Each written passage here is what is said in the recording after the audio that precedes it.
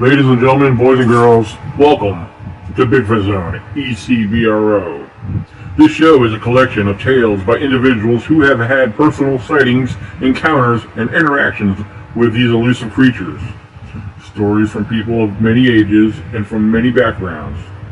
The events in these stories have taken place in several states. As the listener reviews these accounts, the integrity, details, and sincerity of each story will be evident. And if you need a little encouragement in confirming what you already believe, or perhaps what you experienced personally, this podcast is for you. So ladies and gentlemen, sit back and relax, and be sure to share this around and give our YouTube channel a like. Stay tuned.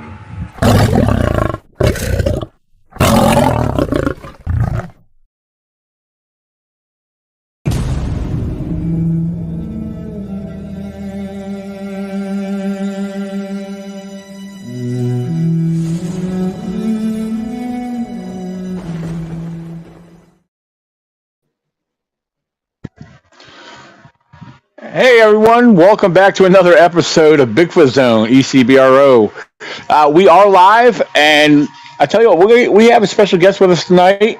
I'm glad she agreed to come on and talk Bigfoot with us. Allow me to introduce Miss Julie McQuade. How are you doing this evening, Julie?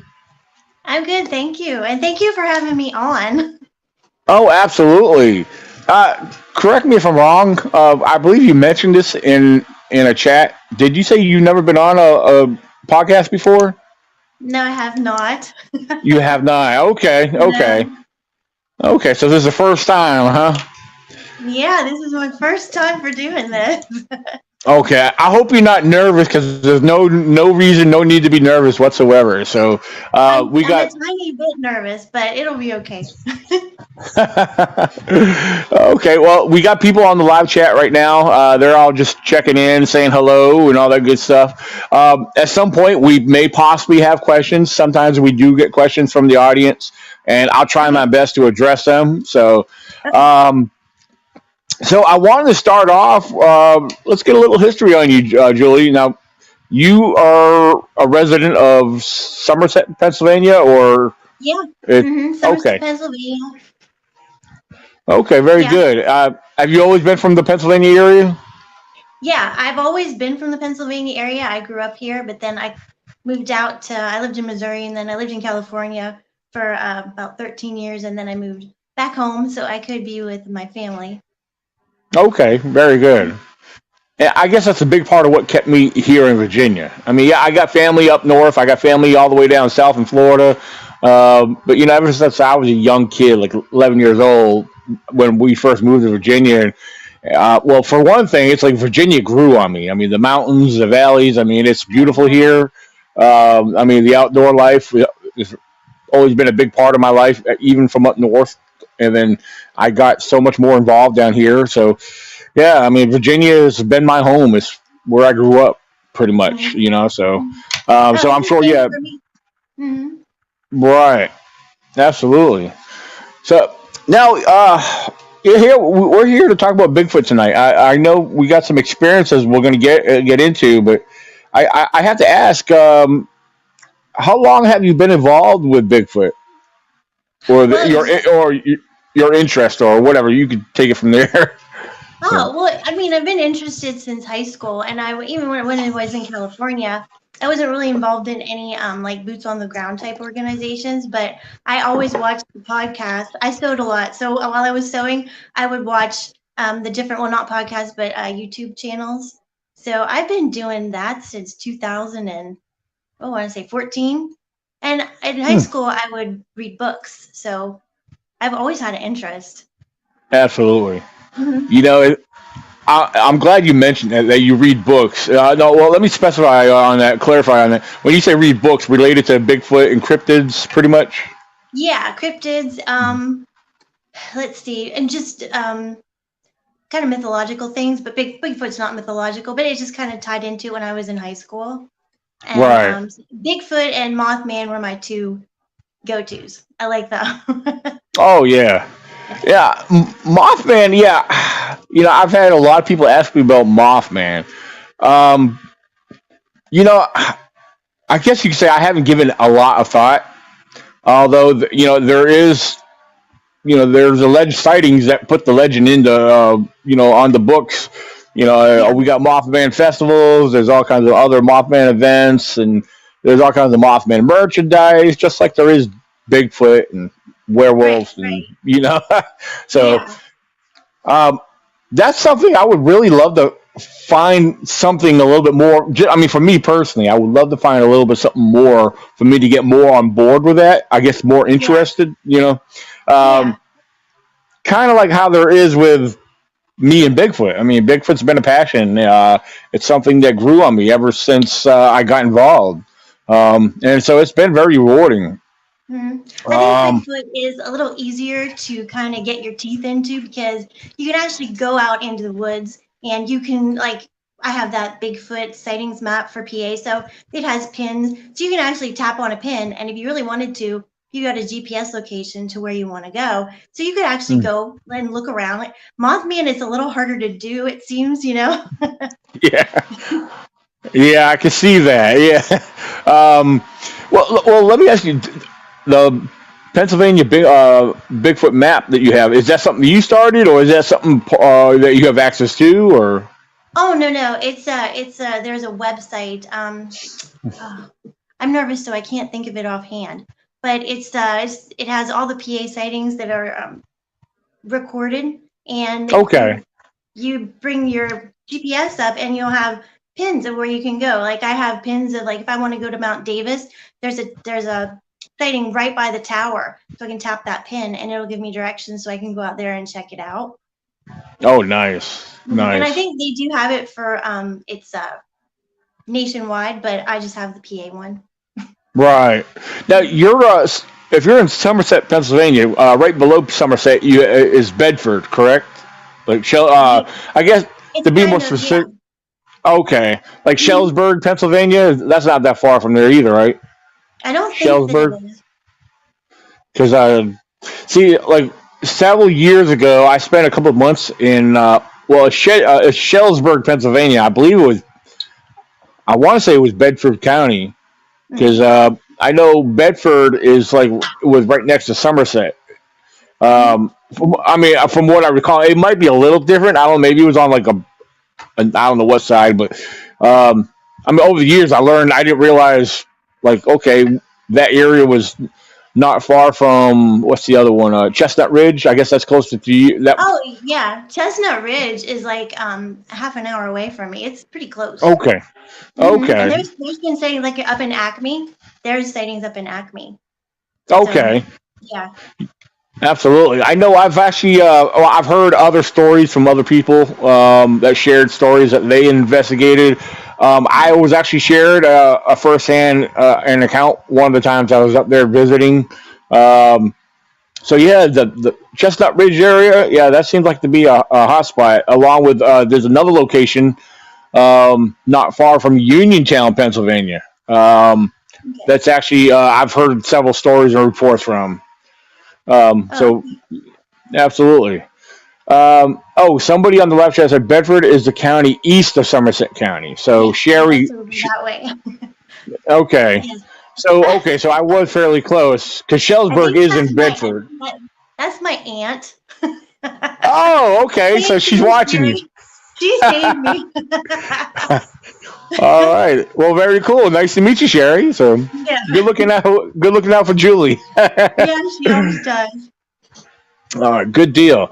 Yeah, so yeah, that area's got a lot of history there. That's for sure. Yeah, it It's got a does. lot of activity. Mm-hmm. Yeah. One of the things when I was in Bedford County, there I was up around Shawnee State Park. I think it's called Shawnee State Park or Shawnee Oh State yeah. Forest. Mm-hmm. And I've done a lot of hiking and traveling through the woods up through there. And one of the strangest things I ever came across was what I call a deer bone graveyard, or like there was a whole cluster Oh of deer wow. remains. Yeah, out in the middle Okay. of the woods, and I was like, well, okay, this is in the back of a forest, and it's I don't see hunters dumping deer here because like here in Virginia, I'm sure it's everywhere. Sometimes hunters, so whatever they're done with, field dressing a deer and whatever. They'll throw the remains Right. on the side of the road. This did not look like this whatsoever. This was nothing like this whatsoever. I I was off Don't they look trail, like a and graveyard? Yeah. basically, yeah. I mean, they've been there for a while because I mean, a lot of them had earth grown over them, like moss and other Oh stuff. But wow. so they've been there for a while. But some of the bones were still standing out to where they were well noticeable. Of Uh-huh. course, once I noticed them, I started looking over. I was like, wow, and they had been at least anywhere from 10 to at least a good dozen, maybe, from Oh what I my recall. gosh. Okay. Was Yeah, this around the lake? Was this near the yes, lake? Right. Okay. absolutely. Yeah, in the woods, right off the edge of the woods. So yeah, that was several years ago, which that there kind of like really stood out to me.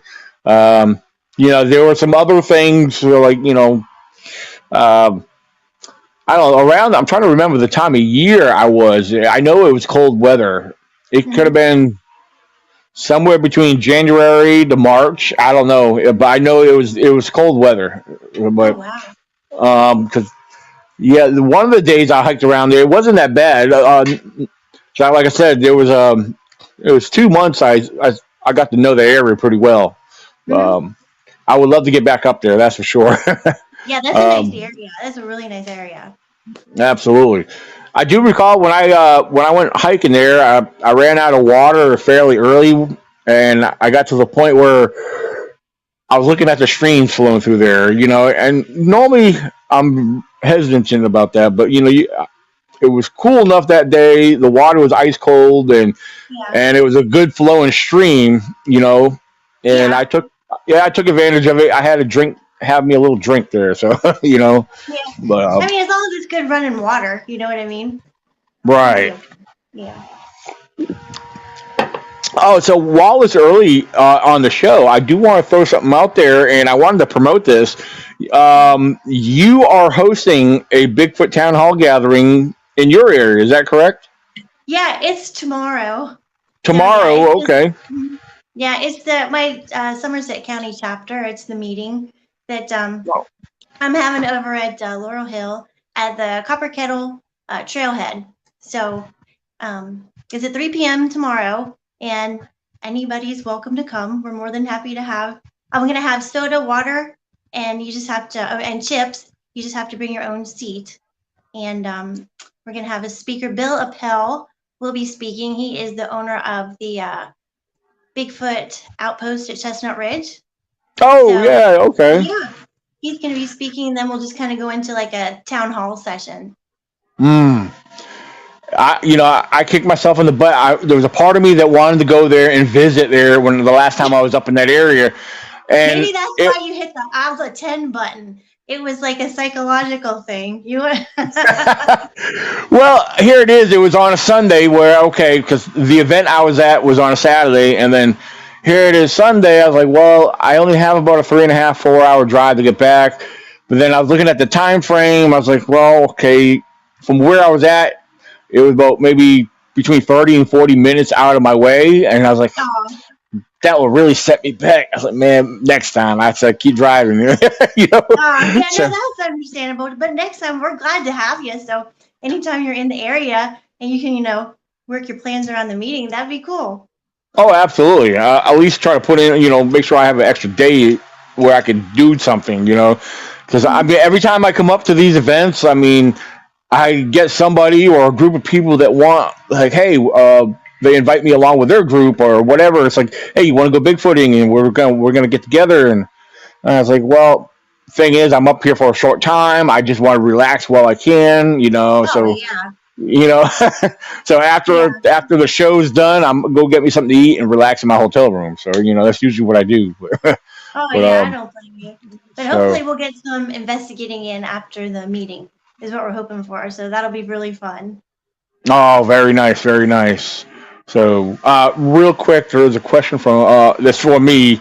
Alan Lasseter wants to know if I'm going to be at Westminster, South Carolina this year.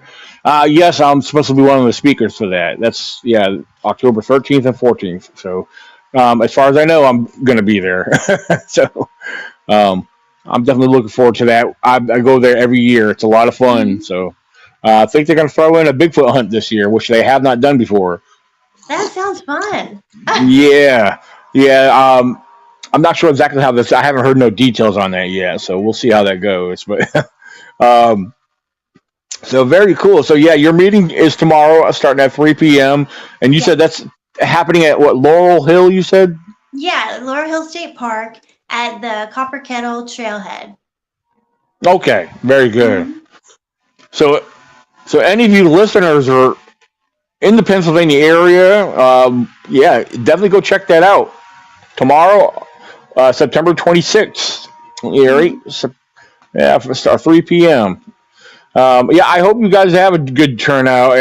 Yeah, I would Oh, love to thank be you. up there, just to visit and meet some of you guys. And because, yeah, I tend to meet, new people every time I go up there.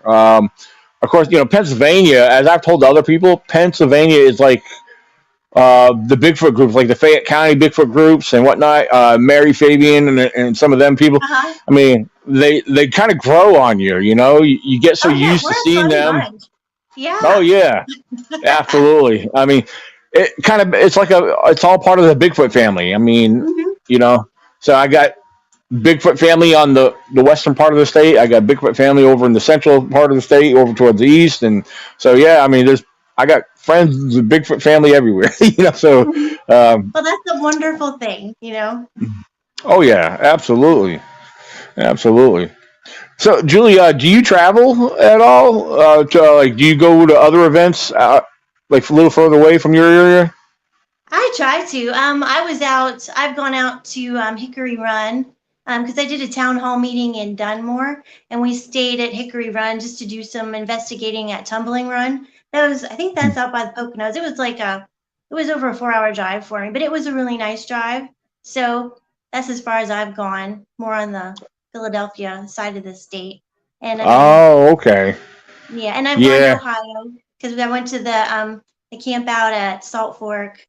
Um, Oh, yeah. Is that the one that Bill Rigby was a part of? That Yeah. hosted? Yeah. Uh-huh. Okay. Yeah, so I went to that one, but yeah, I mean, I try to go where I can, when work Right. allows, 'cause you gotta balance all that stuff out. I totally understand. Yeah.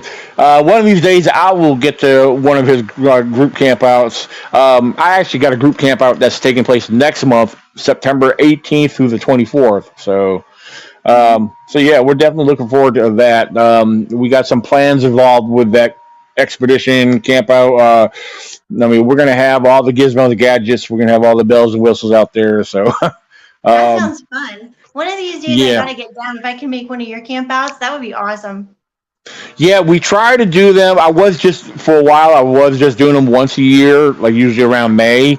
But now, as long as things work out on my end, I will try to conduct at least two group Bigfoot campouts, one in May and one in September. And right now, the one in May is usually a shorter campout. Mhm. Unlike the one in September is usually a whole week long campout. So Oh, yeah, that's nice. yes. So yeah, we got a good group that's signed up right now. So yeah, we're definitely looking forward to it. Any time out in the woods is a good time. So For sure. absolutely, Absolutely. Yeah. fresh air, nature, and then of course Bigfoot. Bigfoot And makes it Bigfoot, all. yeah. Birds singing and Bigfoot, yeah. Oh yeah, absolutely. So um, now I can't. I'm trying to put this together. You've had some experiences. Now I know we were chatting the other day.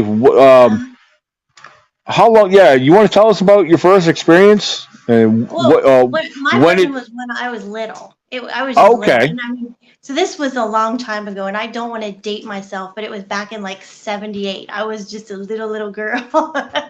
um, yeah. it was at my great grandparents' house, and they lived in it's a town near here that's called Boynton.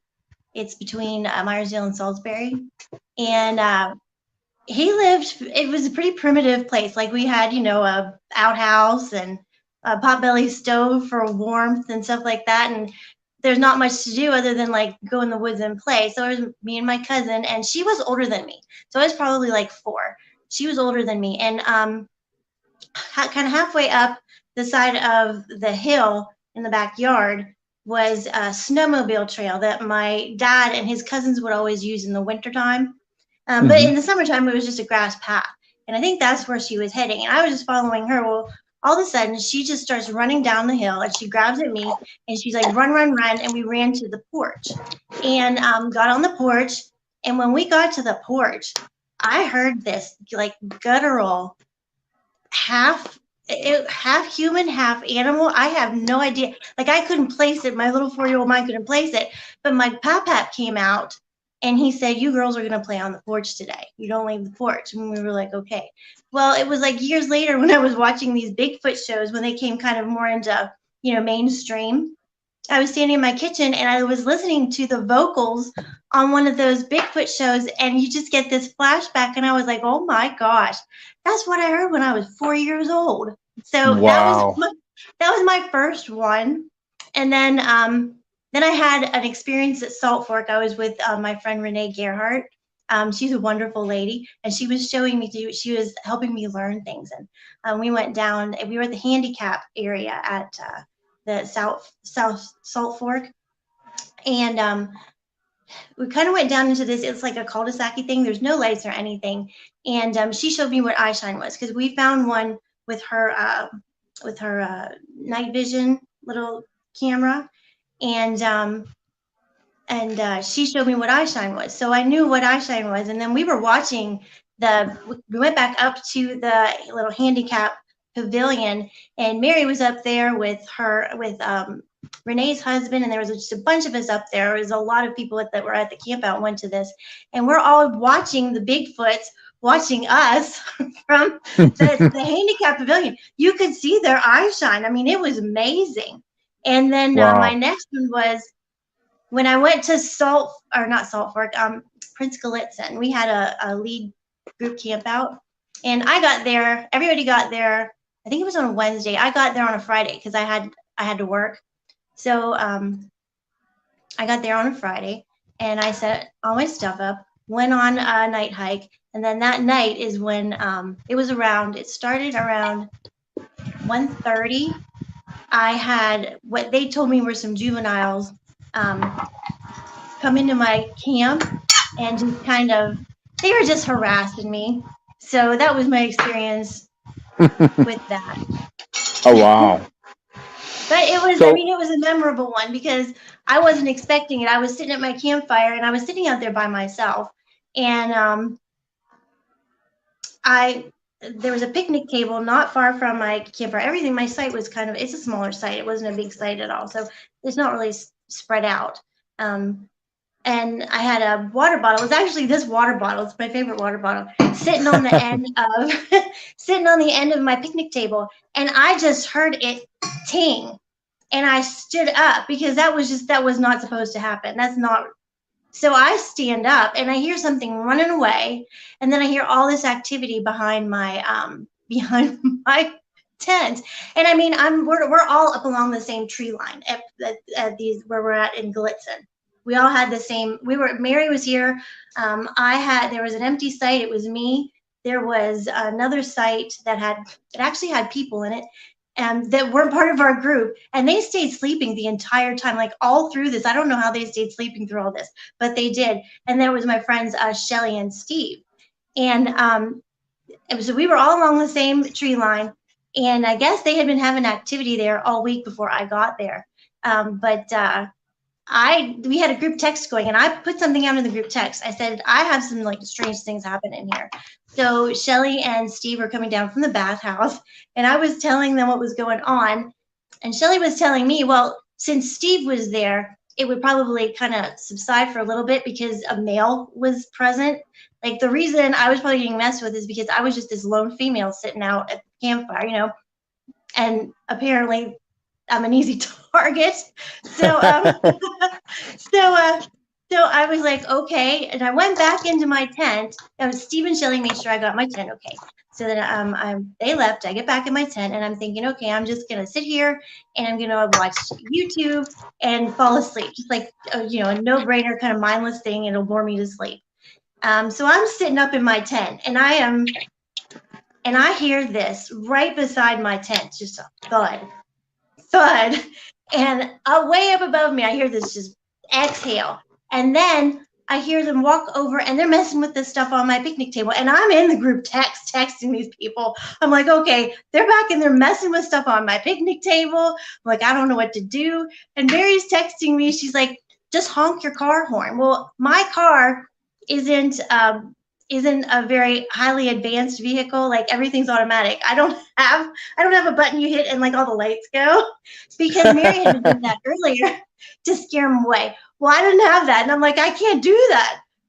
So I just got agitated, and I have a little scripture that I wear on my wrist. So I just yelled that out, and I got out of my tent. And by the time I got there, Steve and Shelly were already like there, and she's saging my head. She's like, they don't like sage. So she's saging my head, and then Steve was saging around the perimeter of my campsite.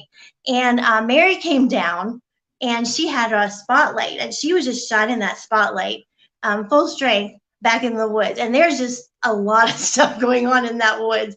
And she had asked me if I have a spotlight. I was like, no. She's like, you better get one. And I did. As soon as I got home, I got a spotlight. And Yeah. but that was that experience. And then I ended up sleeping in my car because I'm like, yeah, I'm just gonna sleep in my car tonight. But Wow. then the next night, Saturday night, we decided to stay in my campsite and see if that would happen again. Now there was a tree patch behind me when I was at my fire, and I was hearing things like Friday in the tree patch, but I wasn't associating it with anything. I was just thinking, what's little animals running around, or I wasn't really thinking anything of it. But then that Saturday night, we got eye shine in that tree patch, and they stayed there for the longest time. And what was really funny is when I first noticed them, the eye shine wasn't just like a nice circle. You know what I mean? It was like a streak, like a reflective streak. And I kept trying to get Shelly's attention. And then it turned to like, you could just like the normal eye shine that you would see. And I mean, the width of the eyes on this thing, I was sitting there thinking, oh my goodness, how large is the head on this creature to have eyes that wide set apart? And I mean, they were there for a while. Poor Mary, she got hit with that infrasound. She was starting to get nausea and things like that. And I had got up because I can only sit for so long, and then I have to stand up and like actually move around. So I got up and I went over to Shelly, and we both noticed kind of off to our left back in the woods, there was this conglomeration of eye shine. It was greens and reds and some goldens, and then all of a sudden there's this flash of light, and it was amazing. It was a flash of light behind my tent. And then it went a second or two, and like 4 feet up, another flash of light, and it just took off up the hill. I have Oh, never wow. seen anything. No, I've never seen anything like that before. I was like, oh my gosh. I mean, it was fantastic. And I get the chills talking about it. But it was amazing. I've never seen anything like that since, and I don't know if I ever will again. I think I was just really fortunate to be able to experience something like that. That was amazing. But that's my experience. Now that what you just got done telling me, tell me again where that was again. Was that out in Salt Fork? That was at Galitzin State Park. Okay, and where exactly is that? I'm not familiar with that. That's in Cambria County. Oh, in Pennsylvania, or? Yes, in Pennsylvania. Yeah, in Cambria County. It's a beautiful park. I mean, aside from the fact that there's Bigfoot everywhere, which is really cool, it's an absolutely beautiful park. Yeah, what I find interesting, because you're not the first one I've heard of the flash of lights and seeing it zip up a hill, and I've heard other stories.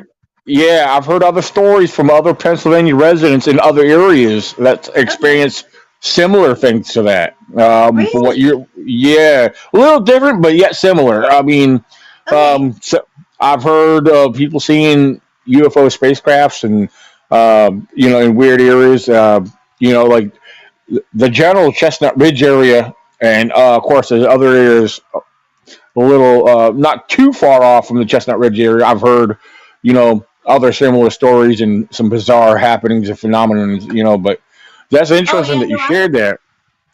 I wouldn't Yeah, doubt it. I mean, not just over the years living here, I've talked to how many people that said they have seen things in the sky they can't explain. So yeah, I totally believe that. nice. Now, when you were describing the big wide eye shine, what Yeah, color? What color was that, or did you they see? were they weren't the amber. They were more of like a yellow color. And then Oh, okay, there was another set of eyes, and they never left each other. The yellow ones were pretty tall. I mean, pretty high up. And then there was a set of red ones, and they were really low to the ground. They always stayed low to the ground. Now they moved around. Like the one, the really tall set, she moved around. I mean, she would move back and forth, and she'd tilt her head, and she'd go straight. But the red ones always stayed really low to the ground and to the what would be my right, like stage right. left of her. Yeah. Yeah, I like that you mentioned yellow eyes and that it was tall and wide, far apart. Yeah. I well, first of all, before I say anything about myself, I've heard I'm hearing more and more yellow eye shine when it comes to Bigfoot sightings. Oh, Because a lot of people that have Bigfoot sightings, they are reporting seeing bright yellow large eyes. okay. Then again, yeah, you hear about the red eye shine. No, I had the only red eye shine I've ever seen at night, of course, was bears, black bears. Right. I'm not saying that's what was involved with you, but Right. now as far as the yellow eye shine, back in 2014 here in Virginia, I myself and five others had an encounter that I'll never forget. There was three of them, and we, long story short, we believe they were a family unit because there was a 4 foot, 6 foot, and an 8 foot one. All Hmm. three of them had the same bright yellowish looking eyes. I mean, of course, the yellow was Oh, wow. reflecting off right. Yeah, um, Right. and even the small one had, the gap or the width of the eyes were kind of wide. Of course, as Oh. each one was bigger, the 8 foot one definitely had big, bright yellow eyes, and they were wide apart. Hmm. Um, so yeah, that's interesting. Yeah. I basically. Oh, go ahead. Oh, I'm sorry. No, but Oh, just in contrast, just to mention, in contrast to the Friday night experience where I was kind of getting harassed, I didn't feel any fear or anything. Like I wasn't afraid or anything. So I don't know if they were just doing that to balance it out. Since all this poor girl, we really scared the crap out of her. So let's just give her a nice night. it it sounded like you had a very curious audience of cryptids there I observing think you. so. I, I mean, that's a story that we tell people because there was no sign of threat. I know I personally did not feel scared or threatened. Mhm. Yeah, we had an older couple that was with us, Kimmy and Darren. Now, Kimmy, she was the only one expressing any kind of fear or nervousness. Um, Oh, I mean, I guess each, I mean, I don't even know how to describe that, but I guess the reason I didn't feel scared because I mean, maybe it's because I wasn't alone. I was with a group of people. So and that was the same for me. Yeah, yeah. That was yeah. the same for me too. Right. So that's interesting there. I'm actually kind of glad to learn that as far as the eye shine color. Um, I mean, of course, I can't say that you saw a Bigfoot, but I feel like there's a good possibility that was probably a Bigfoot. Mhm. How tall would you estimate the eye shine was? Well, On, the next morning, it was me and Shelly and my friend Tara. We went and looked around just for footprints or any kind of like disturbances because it was leaves. There were just leaves all over the forest floor, and in that patch of trees behind me, I would say it was probably a good 7 feet up or mm, so. But now the one to the ground, he was really low. I mean, it would have been like 2 feet off the ground. So I don't know I don't know why it would be so low. I can Hmm. understand why there would be tall, but I don't know if he was just down in a different kind of position than the one that was a little taller. Now, when Right. we went and looked behind my tent, and we did find some like disturbances in the leaves. It looked like something would have stepped there, and the gate was very, very far. It was straight, and the gate was really, it was a long gate. So, and we went back in Right. the forest, and we were finding some stuff too. So it looked like something might have stepped there. It's not, you can't say for sure about anything about what it was, but it was just like it was this disturbance in the leaves that just Mm. seemed to correlate to where we were seeing the eye shine. So yeah, so this is a theory of thought that I'm having right now. And don't take my word on it. This is just a theory or just an idea Uh-huh. of a possibility maybe. So the tall one may have been more of an adult. The one with red eye shine that was very low to the ground. One, Yeah. it could have been a younger one. Also, it also could have been maybe on all fours or just crouched down to make it look lower. I thought about Uh, that. Yeah. right, because see, in my situation back in 2014, the Smalls one was 4 feet tall. Of course, we're judging Oh. off the height, off the height of the eye shine. So Uh-huh.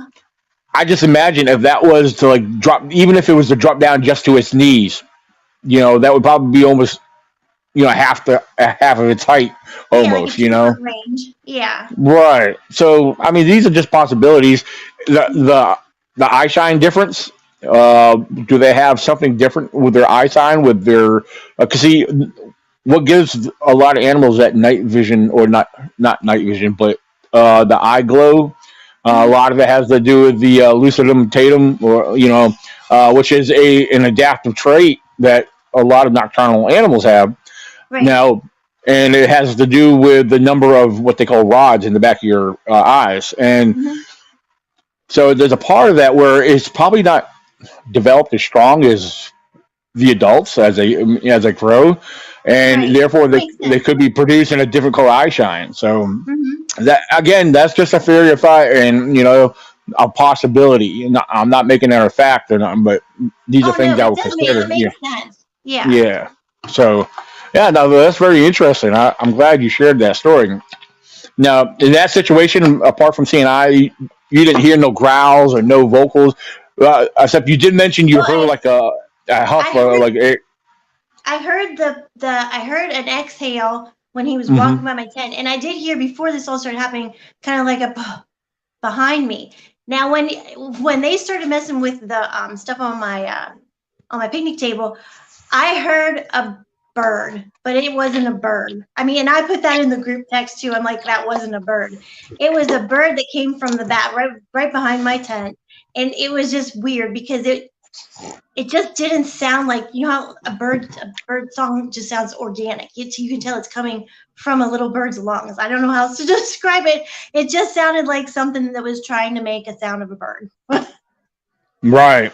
Yeah, it was Now, weird, like when a parrot mimics something. interesting. Yeah, Yeah.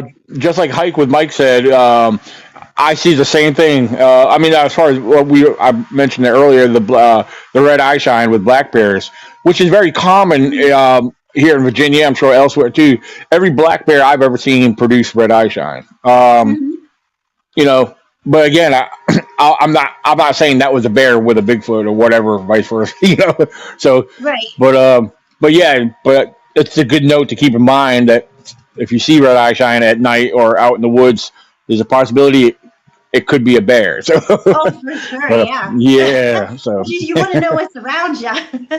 right, absolutely. As I tell people, doesn't matter if you're in the woods, you gotta be aware of the animals and other predators that do exist there too. It's good knowledge. It kind of helps Oh you. yeah, It may help you also possibly rule out certain things. unknown. Right. So Yeah. Yeah, because my so dad, I mean, when I was little, we'd go out in the woods all the time, and he would just show me like basic tracking stuff because he wanted me to right. know, he wanted his girls to know what was in the woods around you. Oh So yeah, yeah. for sure.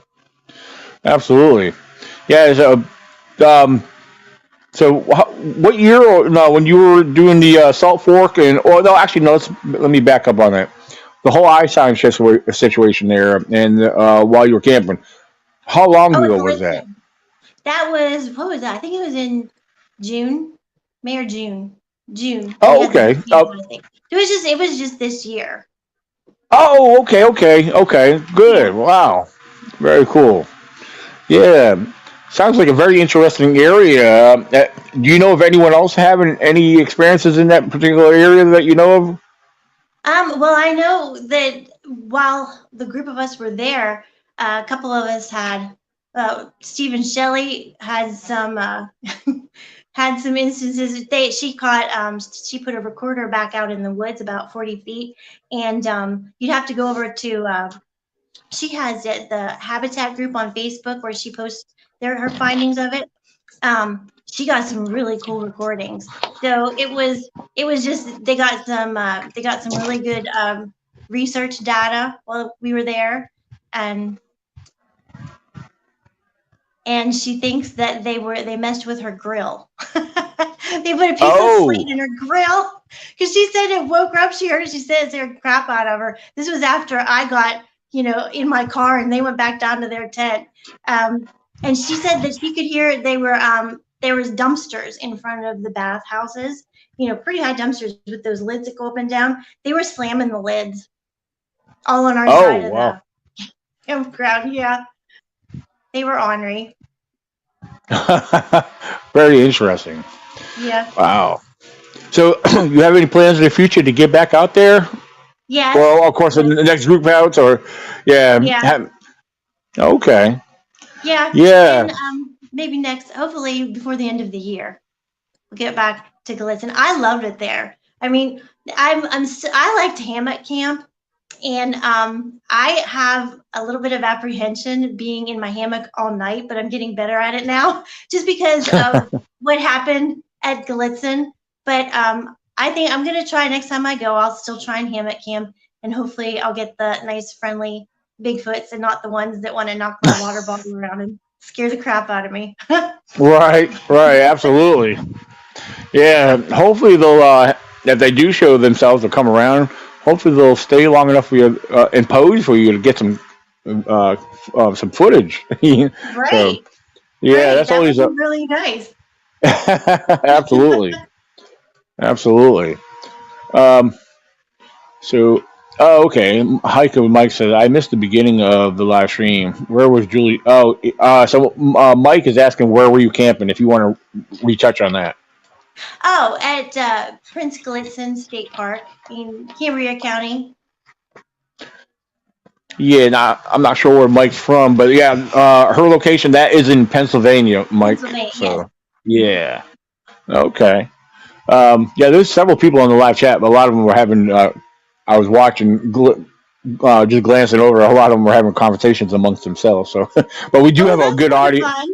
Yeah, we do have a decent audience that's been viewing steadily here, so that's nice. That's So, good. yeah, absolutely. And then there's going to be other people listening later on because the audio of this podcast will be uploaded to my online radio show, which will be heard Oh, cool. on.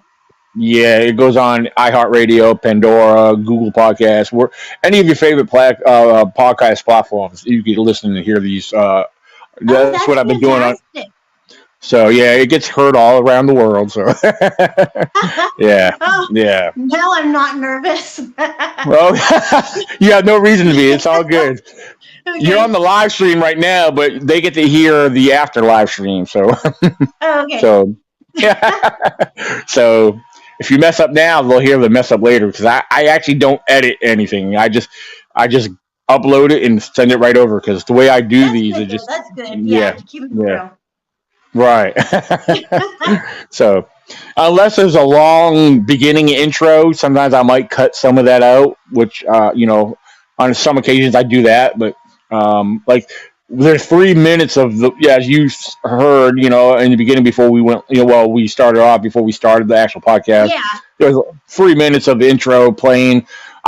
Sometimes I cut some of that short so the people on the podcast, on the other platforms, don't have to sit and listen through all that, when they're waiting to hear the actual podcast interview. So, Yeah, that you makes know, sense though. yeah, absolutely. So, and yeah, I definitely want to give a shout out to all the future listeners of these podcasts. that I appreciate your listenership and everything else. And um, so, looking back on the comments, I have a question here. It's actually being addressed to me. Daniel, what are your thoughts on the mysterious lights seen in the woods and and Edge of the Headlights podcast says hello. Oh, Yeah, Edge of the Headlights podcast. Yeah, you guys will have to get Julie on your podcast, by the way. Yeah, his username on here is South Dakota, but yeah, he was oh, actually, they were actually part of my, they were actually sponsors for one of my past events for the Virginia Bigfoot Conference. So oh, how cool. yeah, absolutely. And they have a very awesome podcast themselves. Um, my thoughts on the mysterious lights seen in the woods. I'm hearing more and more of these, especially with what Julie shared a little earlier. I find it very fascinating, but I really can't say what they are. I don't know. I'm not going to pretend I know or make up an answer, but I would love to know what they are, and what people are seeing. Um, I found it fascinating with what you were describing earlier, Julie. The Hmm. lights, the flashes, and everything. I'm Yeah. intrigued by that. I mean, Oh, I I wish. was. Yeah, I am. I'm totally intrigued. And I can't wait for it to happen again. I think I got spoiled that one Right. time. So let me ask you before I read anything else on the chat. What Okay. do you have any thought? Like, what are your thoughts on that yourself? I mean, you experienced that, so what do you think that could have been? I know I have just with watching other people on YouTube and things that they've found, they believe that they can produce that they can produce their own brightness through their eyes. You know, they can illuminate their eyes. And I think, I mean, after seeing those flashes like that, because there was no other light source, we didn't even have the campfire going. The campfire had pretty much completely diminished, and it wasn't even near the campfire. It was behind my tent, which was probably about 10 feet away from us in pitch dark. Um, Mm, I I really kind of lean towards they can illuminate their eyes. I mean, they have some ability to, because I don't know how else they would have been able to produce that flash. You know, it was hmm. amazing. I mean, that's just what I think. Interesting. Of course, I get asked this, about paranormal. You know, I get a lot of people think, do you think Bigfoot and paranormal go together? 100%. And I'll Oh, yeah. clarify on that. People don't understand what paranormal is. When they hear paranormal, they think of ghosts and spirits and stuff like that. Paranormals, it's really scientific. It's more scientific than people realize. Even though if Mhm.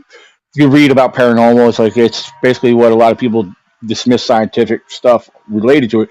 But really, it's a lot of unexplained occurrences that we don't understand yet, or Right. we just don't know. So, would I put Bigfoot in the realm of the paranormal? Yeah. I mean, um, again, there's a lot of about Bigfoot that we don't understand. Um, so, so yeah, there could be some kind of correlation there. I mean, as far as there's definitely something mysterious.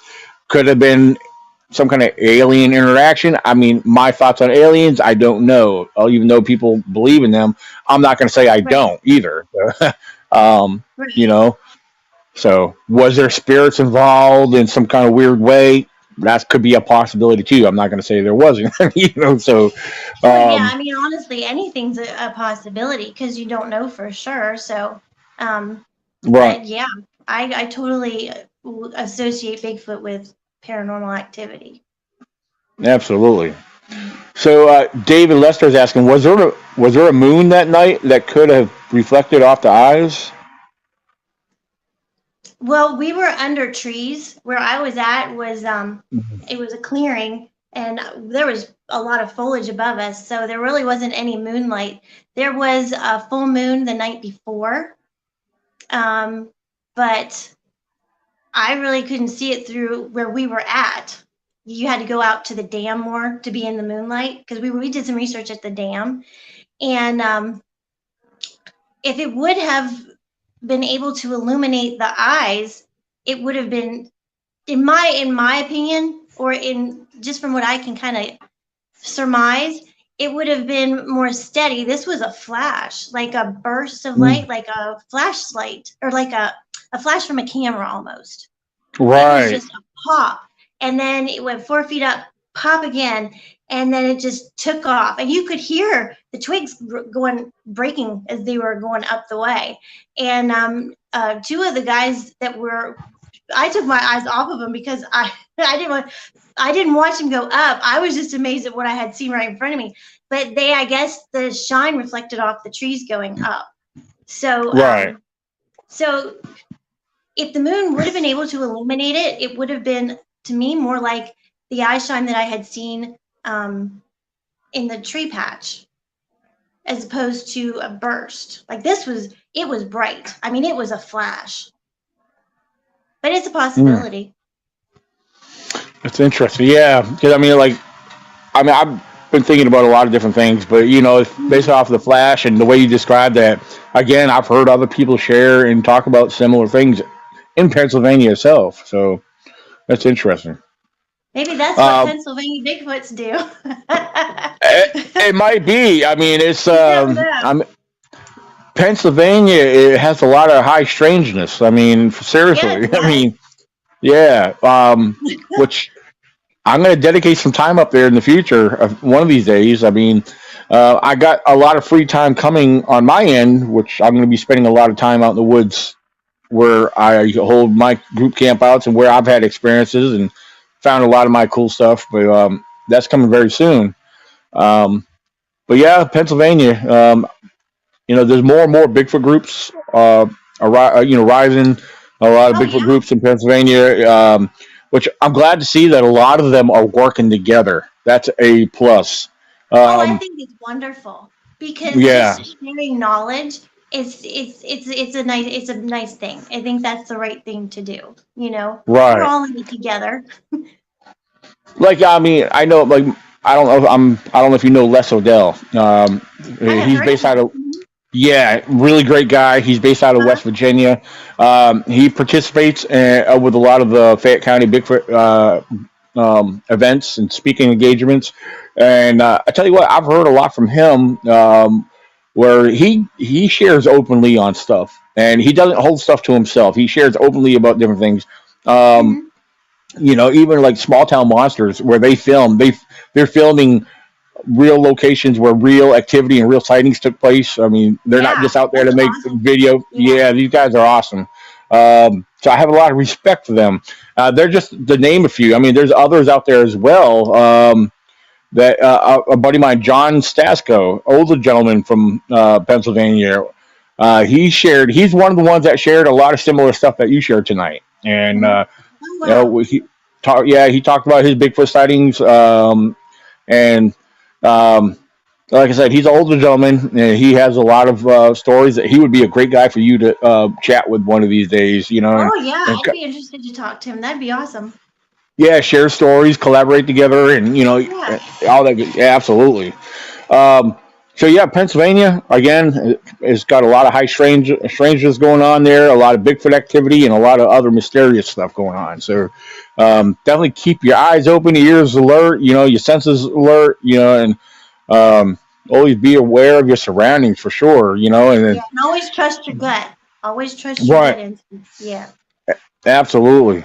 Um, I forget. Oh, I hate when I lose my train of thought. There was one little thing I was going to throw in there, but it's all good.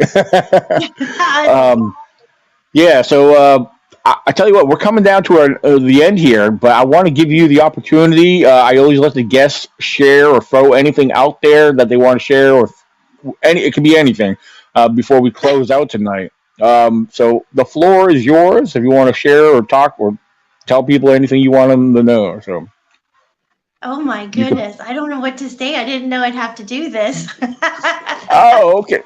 Feel free to um, promote your meeting again that's happening oh tomorrow. yeah, So it's gonna be tomorrow at 3 o'clock at Laurel Hill State Park at the Copper Kettle Trailhead. I'm gonna have chips and soda and water. All you gotta do is bring a chair and we're gonna have Bill Appel speaking, and then we'll have like a nice little town hall session where you can share your experiences in like a really safe environment with like-minded people, which is always a really, really nice thing, you know. So Absolutely. and the more the merrier. So come on down. There you go. So yeah, if you're in the Pennsylvania area, or if you feel like traveling tomorrow, head on up there, guys. Go meet Julie McQuade. And one thing before we go, I've been promoting this on social media: Facebook, Twitter, Instagram. Yeah, we have a town hall meeting for the ECBRO coming up September 2nd. It's happening in Wares Cave, Virginia. It's right behind the Wares Cave Community Center. It's an outdoor event, but it's going to be under the pavilion, right behind the community center. It starts at 11 a.m. We will have food and drink as well. You'll hear local stories and reports. We hope to gather some new reports from anyone that's willing to come out and share. So, again, that's September 2nd in Wares Cave, Virginia. So, and one thing we've already been promoting for next year too, guys. Don't forget, we have the ECBRO Virginia Bigfoot Conference 2024, June 14th and 15th. So there you go. We got Bigfoot, paranormal, cryptids, the unknown, vendors, guest speakers, food, and more. We already have our Bigfoot encrypted speakers booked and confirmed. However, we're not ready to announce them yet, as we will have special paranormal guests that will be involved with this event. So it's going to be something to really visit and check out. We're catering to everybody next year. Again, it's in Wares Cave, Virginia, at the Wares Cave Community Center, same place we had our recent June event, which was an amazing turnout. We hope it keeps growing as it is. And feel free to visit the website, www.vabigfootcon.com. So, ladies and gentlemen, it's been an honor having Julie McQuade here as our guest. I want to thank you, Julie, for agreeing to do this. And you did amazing. I feel very privileged that you asked. So thank you so much, and thank you everybody that tuned in. I mean, that's really nice. Thank you. Absolutely, and you did amazing tonight. You had, I know you said you were nervous a couple times. You were great. Yeah. You were a fantastic guest. You shared some great information, your stories of your experiences. That was awesome. So, until everybody else, normally we go live every Friday night. I can't guarantee you next Friday because I may be out in the woods. So, time will tell. I don't know. We'll see how it goes. I know, actually, next weekend, September 2nd I'll be next Saturday. So, I can't be out in the woods too long. So I may lead to the woods after the event, so we'll see how that goes. So, but again, thank you, Julie. Everyone, you guys have a good night, and till next time, we are out of here. So, let me hit this little